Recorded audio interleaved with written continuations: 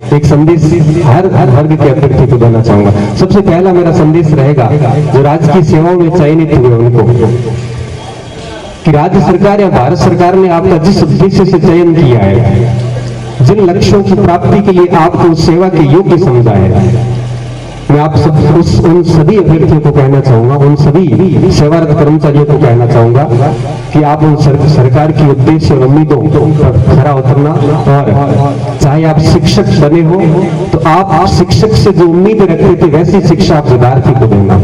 आप अगर पटवारी ग्राम सेवक बने हो तो आप अपने गांव के पटवारी और ग्राम सेवक से जैसी उम्मीदें रखते थे वैसी ही सेवाएं आप भी नागरिकों को, ग्रामीण जन को देना। और साथ ही साथ में उन प्रतिभाओं को जिन्होंने राजकीय सेवा में चयन सुनिश्चित किया है, उनको एक छोटा सा स्टेटमेंट कहना चाहूंगा। लॉर्ड क्लाइव का नाम सुना होगा आपने, 1757 में प्लासी का युद्ध लड़ा था। उन्होंने एक स्टेटमेंट कहा था कि रुकना खतरनाक है और पीछे मुड़ना विनाशकारी है।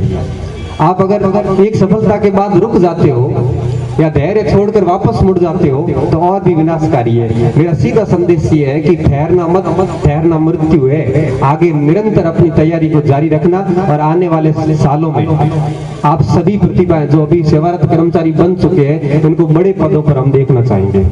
तो आप अपनी तैयारी निरंतर जारी रखना, इस वर्ग को मैं यही संदेश देना चाहूंगा।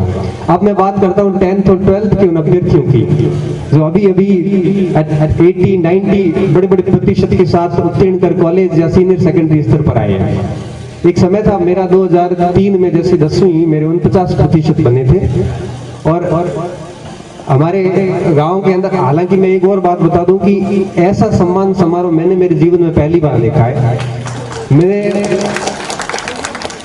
आप सभी ग्रामीणों को एक और बात कहना चाहूंगा कि मैं करीबन 20 से 30 सम्मान समारोह में अभी इन 1-2 साल में गया हूँ, लेकिन इस प्रकार का सम्मेलन गांव स्तर पर सर्वजातीय सम्मेलन, ऐसा उदाहरण मैंने पहली बार देखा। और यहाँ आते वक्त मैंने सुरेंद्र जी से पूछा, मैंने कहा केवल राजपुरोहित प्रतिभाएं हैं या फिर गांव की सभी प्रतिभाएं हैं? तो सुरेंद्र जी ने कहा कि गांव की सारी प्रतिभाएं हैं, और यहाँ पर इंद्राणा के अंदर जितनी भी प्रतिभाएं हैं, किसी भी कास्ट की हो या जातिवाद नहीं है, यहाँ जो बौद्धिक क्षेत्र के अंदर अपना अपना नाम कर चुके उन सभी को सम्मान दिया जाएगा। मुझे सबसे बड़ा सुकून उस समय मिला।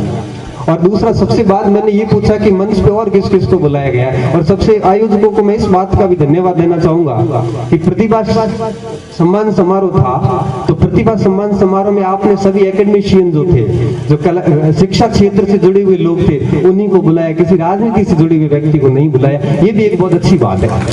ऐसा बहुत कम अवसर देखने को मिलते हैं जब प्रतिभा सम्मान समारोह में ऐसे राजनेता वर्ग को बुलाया जाता है जिनका शिक्षा से कोई लेना देना नहीं होता। यहाँ पर ये मैं यूनिक एग्जाम्पल देख रहा हूँ जहाँ सारे शिक्षक या यूं कहिए कि शिक्षा से जुड़े हुए लोग ही हैं। अब मैं 10th और 12th की बात करूंगा। मेरे 10वीं में 49% बने और 12वीं में मुश्किल 60% बने, तो मेरे को एक प्रकार से रिजेक्टेड अभ्यर्थी घोषित कर दिया गया कि ये जीवन में कुछ नहीं कर सकता। क्योंकि आपको पता होगा कि जब कम प्रतिशत बनते थे उसको हे दृष्टि से देखा जाता है कि ये आगे कुछ नहीं कर सकता। लेकिन बच्चों में आपको एक संदेश देना चाहूंगा कि जीवन में आपके जैसे जैसे आगे बढ़ोगे आपकी बहुत सारी बाधाएं आएगी, सामाजिक बाधाएं, सांस्कृतिक बाधाएं, शारीरिक बाधाएं, आर्थिक बाधाएं, बहुत सारी बाधाएं आएगी। आपको हर बाधा को एक बार दरकिनार करते हुए निरंतर आगे बढ़ते रहना है। ये मार्कशीट आपकी प्रेरणा जरूर ले सकती, लेकिन ये मार्कशीटें आगे तब काम की है जब आप कहीं न कहीं राजकीय सेवा में या कहीं न कहीं अच्छी जगह पे स्थापित होंगे, तो ही इन मार्कशीट का महत्व है, अन्यथा इन मार्कशीटों का कोई महत्व नहीं है। कड़वा संदेश है लेकिन स्पष्ट बात कर रहा हूँ। 92-94% वाले भी अगर अपना रास्ता भटक जाते हैं तो ये मार्क्स बेटा कोई काम की नहीं आएगी। और 47-45 वाले लड़के भी, लड़के लड़कियां जितनी भी है, ये भी अगर रास्ता नहीं भटके और अपने लक्ष्य को ध्यान में रखते निरंतर आगे बढ़ते रहे तो निश्चित रूप से ये 47% की मार्कशीट 94% पे भारी पड़ेगी। आपके सामने ऐसे कई हजारों एग्जाम्पल देखने को मिलेंगे। इसलिए मेरा आप सभी को यही संदेश है कि ये मार्कशीट जो आपकी मिली है 84 की हो चाहे 94 की हो, इन मार्कशीट को एक मोटिव समझना, इससे कम प्रदर्शन आपका कभी नहीं होना चाहिए। ये शपथ ले लेना कि आगे भविष्य में इससे बेहतर करने का प्रयास जो है वो निरंतर करते रहेंगे। और एक छोटी सी बात 10वीं 12वीं के बच्चों को और बताना चाहूंगा कि 12वीं के बाद ये स्टॉर्मिंग एज होती है, भटकाव के अवसर बहुत ज्यादा होते हैं। बच्चे मोबाइल जैसे गेम वगैरह बहुत सारी चीजें आएगी जो आपको भटकाने का काम करेगी। तो मैं आपको एक ही बात कहना चाहूंगा, अपना पूरा प्रयास करो कि जीवन में कोई गलत कार्य नहीं हो। जब भी आप बाहर जाओगे, इंदिरा न छोड़ के जैसे आप बालोतरा जाओगे या जोधपुर जाओगे, वहां आपका किया गया एक गलत कार्य न केवल आपके समाज को बल्कि आपके गांव को, हमारे क्षेत्र पूरे को बदनाम करता है। तो कुछ बनो या न बनो, लेकिन एक अच्छे इंसान जरूर बनना। बाहर जाने के बाद ये संदेश जाना चाहिए कि वो कितना अच्छा इंसान था। व्यक्ति पद को प्रतिष्ठित करता है, पद व्यक्ति को प्रतिष्ठित नहीं करता है। जितना अच्छा इंसान होगा, पद अपने आप पद की शोभा बढ़ती है। जर्रों में रह गुजर कर चमन छोड़ जाऊंगा, आवाज में अपनी दूर तलक छोड़ जाऊंगा, आवाज में अपनी दूर तलक छोड़ जाऊंगा।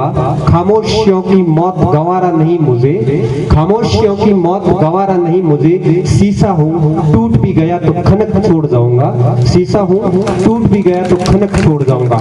जहां कहीं जाओ अपनी एक ऐसी छवि, ऐसी प्रतिष्ठा, ऐसी बात छोड़ के आना कि पीछे आपको लोग याद करें कि इंद्राना का बच्चा आया था, कितना अच्छा बच्चा था। ये बात आप जीवन में हमेशा लागू करना कि कभी भी ऐसा कोई काम मत करना कि अपने पूरे क्षेत्र का नाम बदनाम हो। एक कहावत है कि हीरो को परखना है तो अंधेरों की आवश्यकता होती है। हीरे की जब जांच करनी होती है तो अंधेरे की आवश्यकता होती है। रोशनी में तो कांच के टुकड़े भी चमकते हैं, रोशनी में कांच के टुकड़े भी चमकते हैं। विपरीत हालात बहुत आएंगे और इन विपरीत हालातों से जो निकलेगा असली विजेता वही बनेगा।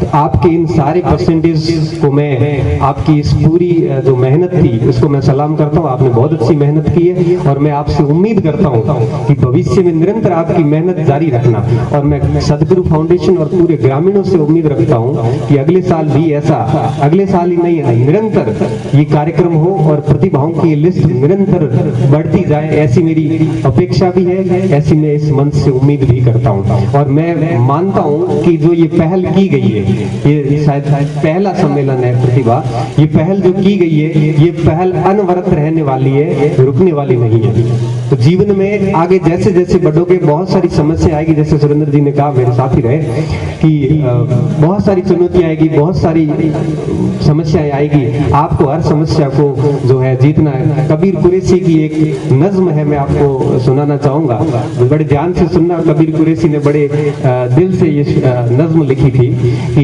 दिल का कबीर जिंदा रख, जमीर जिंदा रख, कबीर जिंदा रख। अंदर से जमीर हमेशा जिंदा रखना, जमीर जिंदा रख, कबीर जिंदा रख। बन भी जाए सुल्तान, कितना भी बड़ा आदमी बन जाए, बन भी जाए सुल्तान तो दिल का फकीर जिंदा रख, बन भी जाए सुल्तान तो दिल का फकीर जिंदा रख। मुफलिसी के दौर में भी, मुफलिसी यानी गरीबी, मुफलिसी के भी दौर में भी दिल की अमीरी जिंदा रख। कितनी भी गरीबी हालात हो, पैसे नहीं हो, फिर भी दिल की अमीरी जिंदा रख। जीवन में हार जाए सब कुछ, जीवन में हार जाए सब कुछ, फिर भी जीतने की उम्मीद जिंदा रख।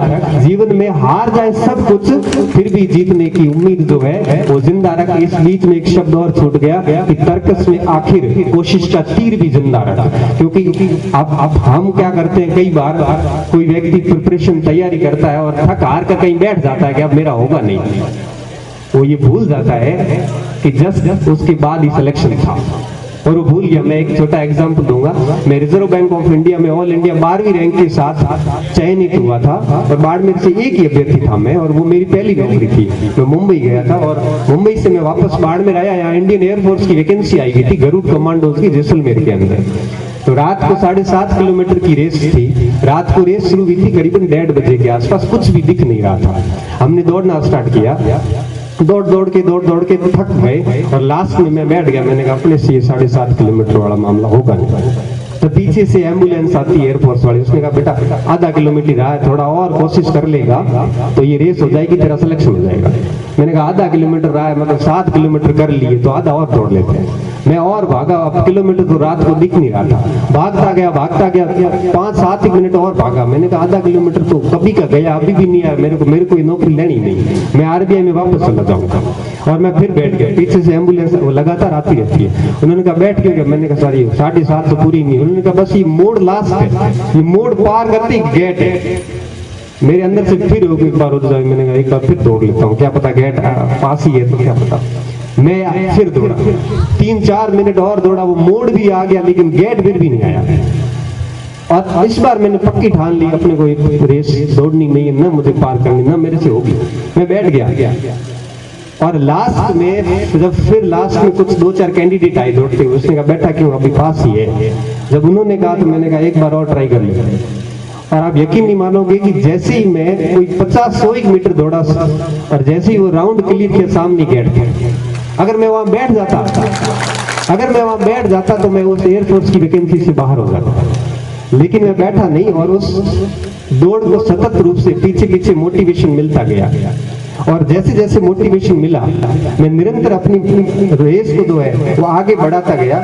और रेस जैसे जैसे आगे बढ़ी, और कहने का मेरा मतलब ये था कि वो रेस भी पूरी हो गई। उसके बाद मेरा इंडियन एयरफोर्स में सिलेक्शन भी हुआ, मैं बेलगांव भी गया। लेकिन कई साथियों ने ये भी कहा कि तेरे में कुछ अच्छी प्रतिभाएं हैं और तू और अच्छा कर सकता है, अगर आप और बढ़िया प्रयास करोगे तो और अच्छी जगह जा सकते हो, एयरफोर्स में ठीक नहीं है। तो मैं एयरफोर्स छोड़ के वापस आया राजस्थान के अंदर। ऑल राजस्थान 27वीं रैंक के साथ सेकंड ग्रेड में चयन हुआ। उसके बाद ऑल राजस्थान 13वीं रैंक के साथ मेरा फर्स्ट ग्रेड में चयन हुआ। उसके बाद अभी 260वीं रैंक के साथ मेरा हेडमास्टर में चयन हुआ। और उसके साथ ही अभी college lecture assistant professor Rajasthan 33वीं रैंक के साथ मेरा चयन हुआ। इस दौरान मैंने 2013 आरएएस का इंटरव्यू दिया, 712वीं रैंक थी। मैंने आईएएस में 3 अटेम्प्ट लिए। बीच में मेरी स्वास्थ्यगत समस्या आ गई, मेरी बड़ी आंख जो थी वो पूरी छिल गई थी, कुछ ऑपरेशंस वगैरह, यूं कहिए कि मेरे को हमेशा के लिए एक स्वास्थ्य मैंने खो दिया। तो मैं आपको एक लास्ट जाते जाते संदेश देना चाहूंगा कि कुछ भी हासिल ना हो लेकिन स्वास्थ्य मत खोना। पढ़ाई अपनी जगह पे है, हेल्थ अपनी जगह पे है। अपने जीवन के जो दिनचर्या होती है उसमें हमेशा 2-3 घंटे खेल को दे दो। आप हर दिन अगर आप 2-3 घंटे खेल को दोगे, समय पर आप आहार लोगे तो कभी बीमार नहीं होगा। अगर health is lost everything is lost. स्वास्थ्य खो दिया तो आप सब कुछ खो दोगे। आईएएस बन के भी आप कुछ नहीं कर सकते। रख हौसला, लास्ट में रख हौसला, वो मंजर भी आएगा। रख हौसला, वो मंजर भी आएगा। प्यासे के पास चलकर समंदर भी आएगा। प्यासे के पास चलकर समंदर भी आएगा। थक हार कर न बैठ, थक हार कर न बैठ मंजिल के मुसाफिर। थक हार कर न बैठ मंजिल के मुसाफिर। मंजिल भी मिलेगी और मिलने का मजा भी आएगा। मंजिल भी मिलेगी और मिलने का मजा भी आएगा। अगर आप कहीं बैठ गए थक हार के तो आपको कभी मंजिल नहीं मिलेगी। बस सतत रूप से चलते रहना, कभी न कभी मंजिल आपके दर पे आएगी। ये बात पुख्ता है। और रामधारी सिंह दिनकर की इन चंद पंक्तियों के साथ में मैं अपनी वाणी को यही विराम देना चाहूंगा कि नींद कहाँ उनकी आंखों में जो धुन के मतवाले हैं। जिसने धुन मान ली कि मुझे ये चीज हासिल करनी है, उनकी आंखों में नींद नहीं होती, खा पी के 10 घंटे सोते नहीं है। जिसकी धुन लगी हुई है ना कि मुझे ये काम करना है, उस व्यक्ति को नींद उस व्यक्ति की आंखों से गायब हो जाती। नींद उसकी केवल आवश्यकता रह जाती है, मौज परस्ती नहीं होती। नींद कहाँ उनकी आंखों में जो धुन के मतवाले हैं। गति की तृष्णा और बढ़ती पड़ते जब पद में छाले हैं। मतलब गति तेज दौड़ने का जब और मन करेगा उस व्यक्ति का, जब उसके पैरों में छाले हो जाएंगे। जागरूक की जय निश्चित है। जो व्यक्ति जागरूक है, जागरूक की जय निश्चित है। हार चुके सोने वाले, जो सो चुके थे वो हार चुके हैं। लेना अनल किरीट बाल पर जो आशिक होने वाले हैं, जो आशिक होने वाले हैं।